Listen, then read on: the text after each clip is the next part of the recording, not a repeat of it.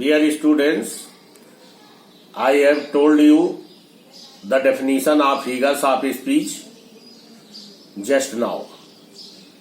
Now I am telling you the definition of different figures of speech which is in your course.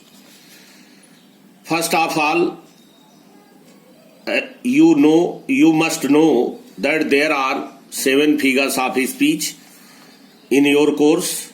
The first is simile. In Hindi you can say upma. In a simile, a comparison is made between two different objects which have at least one point in common.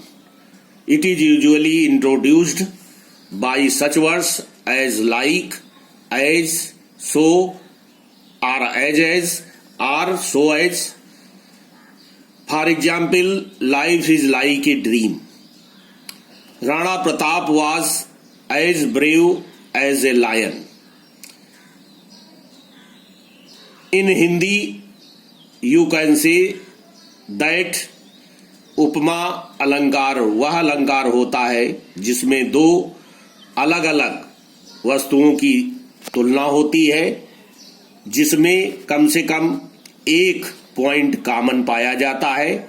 यह like, as, सो या as जैसे शब्दों से तुलना करते समय प्रयोग किया जाता है। जैसे I am as brave as a lion, as आ गया, लाइक आ गया। आप अपनी पोएम में इनके विभिन्न उदाहरण आप देख सकेंगे। जैसे मर्सी में भी है, पहली ही 2 लाइन में है, the quality of mercy is not restrained as the gentle rain comes from the sky, it also comes out from the heart of human being. तो ये सब पढ़े हो उसमें। Now you will know about metaphor. In a metaphor, two things of different kinds are compared, but words of comparison so like as are not used at all.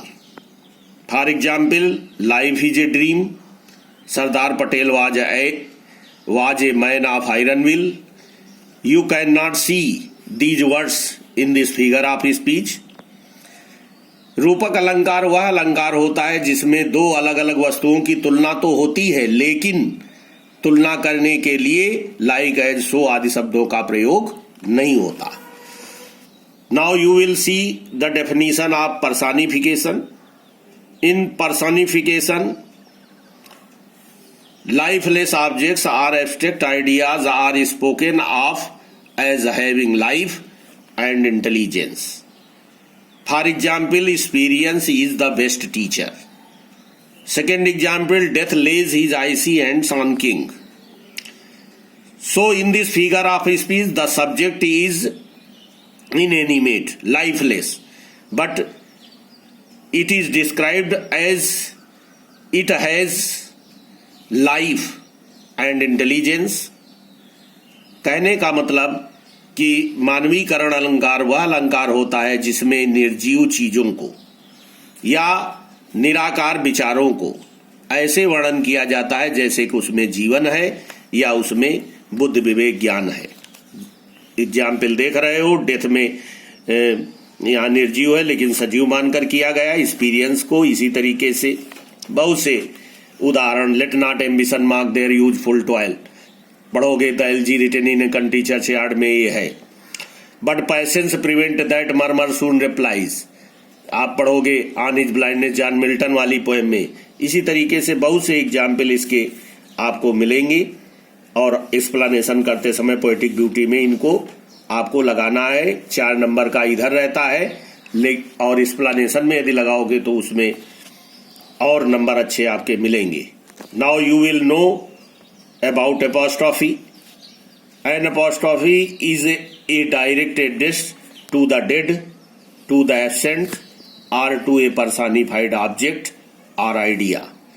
For example, O grave, where is thy victory? O word, O life, O time, PV शैली की poem है। लेमेंट पढ़ोगे, on whose last step I climbed, O Julius Caesar thou art mighty yet, और बहुत से उदाहरण आप पढ़ेंगे. So I will tell you the next 3 figures of speech tomorrow. Thank you. Have a nice day.